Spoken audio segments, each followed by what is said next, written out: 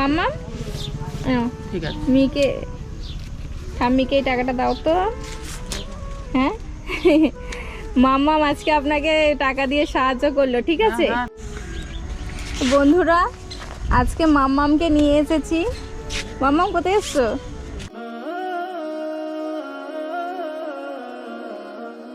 মাম্মামকে নিয়ে যাচ্ছি একটা ঠাকুমার কাছে। ওই ঠাকুমাটা খুবই অসহায়। আমরা এই জায়গাটায় এসে গেছি, তো দেখি চলো।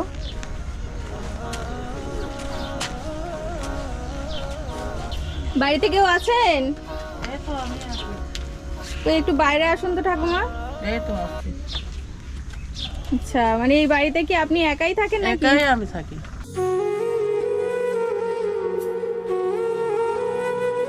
একাই থাকেন, আপনার কেউ নেই? না, দেখবার লোক কেউ নেই। আচ্ছা, আমাকে একজন বলল আপনার কথা, হ্যাঁ সেই কারণেই আমি এসেছি। আচ্ছা, মানে কি সমস্যা আপনার?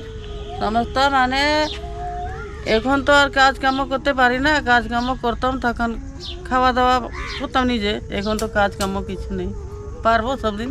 আচ্ছা, আগে কি কাজ করতেন? আগেই ভাটাতে কাজ করতাম, ইট বোয়া। আচ্ছা, ইট বোয়া কাজ করতেন, এখন আর সেসব কিছুই হয় না? না। আচ্ছা, তাহলে খাওয়া দাওয়া কি হয়?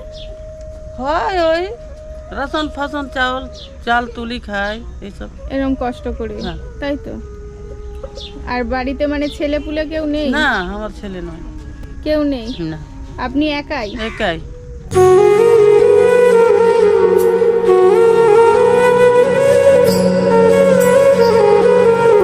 কত কষ্ট এই বয়সে, মানে বয়স হয়ে গেছে ঠাকুমার, কি করে কাজ বাজ করবে?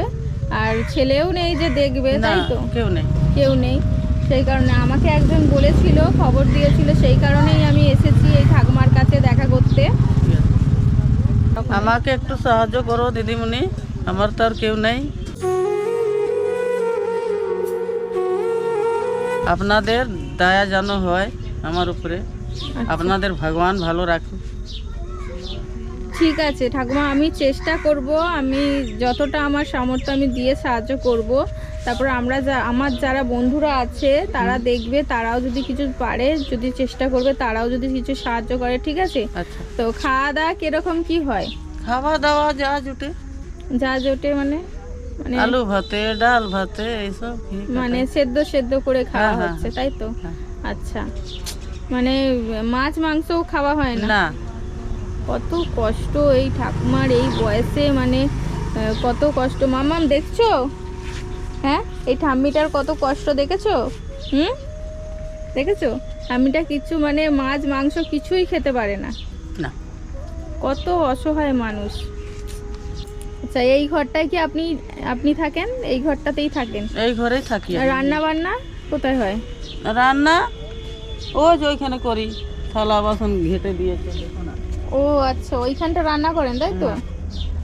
ও মানে এই ফাঁকা জায়গাতে? ফাঁকা জায়গাতে ওই ওইখানে। ও ওইখানটা শোন? হ্যাঁ, এই যে এইখানে। ওই জায়গাটা আপনি শোন? হুম। পুরোই তো কিছুই নেই ওই জায়গাটায়, দেখছি ফাঁকা তো। না, মাটির ঘর আছে, মানে মাটির ইটাক দিয়ে মাটি করে। আচ্ছা, মানে এমনি বিছানোর মতো হ্যাঁ, কিছু নেই করে। উপরে? আচ্ছা, কেথা কমলা আছে, ওটা বিছিয়ে শোন, হ্যাঁ, তাই তো? মানে কতই কষ্ট। হুম। তো যাই হোক, এই ঠাকুমার কথা তো সবই শুনলাম। ঠাকুমা খুবই অসহায়, মানে ছেলেও নেই, কিছু নেই যে কেউ দেখবে, মানে কিছুই যে সাহায্য করবে। মানে ধরুন আপনি যে এই যে শুধু রেশনের যা পান সেটাই খান নাকি? আর মানে কেউ কিছু দিয়ে সাহায্য করেছে? না, সাহায্য কেউ করে না, নিজেই এইদিকে ওইদিকে কিছু কাজ করি খাই। ওই টুকিটাকি কাজ করছেন, হ্যাঁ, ওরকম ভাবে টুকিটাকি। খাচ্ছেন। হ্যাঁ। ঠিক আছে, তো ঠাকুমা আজকে আমাদের যতটা সামর্থ্য আমরা সেটা দিয়ে যাচ্ছি, ঠিক আছে? মাম্মা ঠিক আছে। মিকে ঠাম্মিকে এই টাকাটা দাও তো। হ্যাঁ মাম্মা আজকে আপনাকে টাকা দিয়ে সাহায্য করলো, ঠিক আছে? হ্যাঁ, ঠিক। ওকে আশীর্বাদ করবেন, ও যাতে আরো বড় হতে আরো পারে, বড় হোক, আর মানুষ হতে পারে ঠিক করে। আপনাদের মতন আরো যেন মালিক করে।